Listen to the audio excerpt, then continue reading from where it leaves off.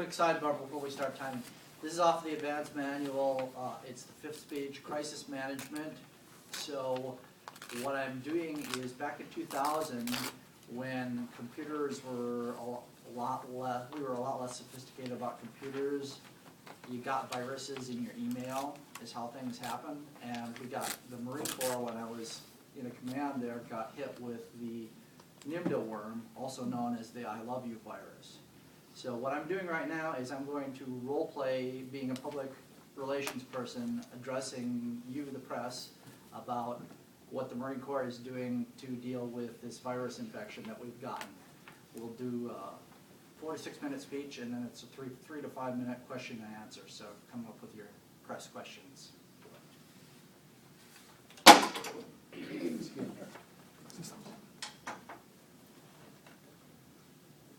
Good morning, ladies and gentlemen.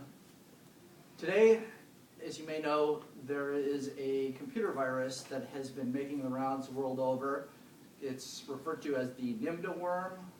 It's also referred to as the I love you virus because of the means of dissemination. The Marine Corps has been infected with the virus, and I'm going to talk to you a little bit about how we are taking steps to respond to it. But first I want to tell you what a worm is, how it differentiates from a regular virus, and how this particular virus was spread, or this particular worm, excuse me, was spread. A worm is a piece of code that's embedded into an email. It uses something called social engineering, where you send somebody a message that says, hey, check out these cool pictures, or in this case, I love you was the email subject. And then when you open the I love you message in the email, it infects your computer with a virus. It looks up all of your names in your Outlook address book, and then it sends emails to everybody that's in your Outlook address book with this code in it. Now, the problem with the Marine Corps is that we use something called a global address book, where everybody that has a computer account in the Marine Corps is in your Outlook address book. So, and the other thing is, it seems that this virus originated in Asia, and since the Marine Corps is global, and we've got bases in Japan and Korea, we were hit with it before a lot of the rest of the world, or a lot of the rest of the United States was. What we're doing right now is we're taking steps to safeguard our network. We have disconnected physically from the internet at all of our bases. Fortunately, the Marine Corps does have an alternate method of communication, and the Department of Defense does a secret computer network, so we're able to transfer information in that, and since that network does not connect to the internet, it is protected and it has not been affected with the NIMDA worm. The way we're combating it right now is, you may know that 1st Marine Expeditionary Force, this command, has subordinate units all across the Western Hemisphere. We've got a status board of all of our different units that we're responsible for. The main Marine Corps Network Center out in Virginia has given us a method of combating this virus and removing all the changes to people's computers.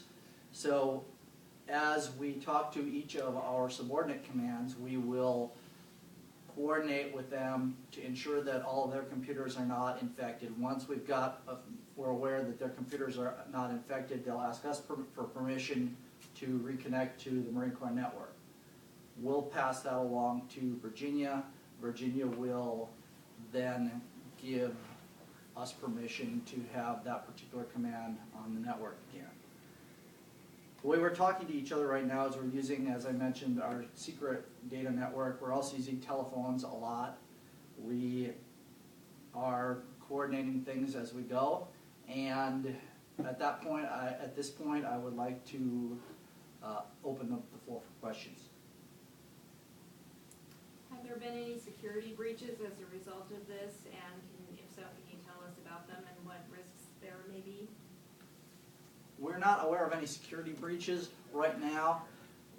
It seems that what this virus or worm is doing is attacking There's something called the registry on your computer that tells your computer how to do everything.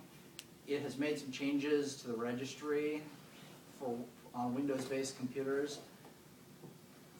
We're not entirely sure, quite frankly, what they've done yet, but we don't see any issues on that. The network that it's attacked doesn't contain any classified information either, so there would not be any serious security breaches. I have antivirus protection on my computer. Is antivirus looking out for these types of threats, or is the virus more sophisticated than the protection that I have? That's a good question. I'm going to sidebar for just a second. I'm speaking in terms of 2000, so things are a little bit less advanced in those days. Each of these times that a new virus comes out, or rather what your antivirus does is it sets up ways to deal with and spot certain viruses. When somebody creates a new virus, there's usually a lag between the versions that are out. If you have the latest version of the antivirus on your computer right now and you haven't opened this email, you're okay. You won't get it. Now, and I'll take this opportunity to also mention, that's another thing, is even if you get an email from somebody you know, be suspicious of it if it's just a generic sounding email or, hey, click these cool pictures, and don't click the cool pictures. Double check with somebody first. I saw your hand up, sir. Yes, are you doing anything to apprehend the originator of these emails? You know, I don't know the answer to that one, quite frankly. Right now, that's a little bit above where I'm working things. It would be handled probably at the Pentagon, I would say, and I would assume that they would be talking with the FBI or perhaps the CIA, one of the alphabet organizations to deal with this. Right now, we're just trying to make sure that our computers are cleared out and get ourselves back onto the network.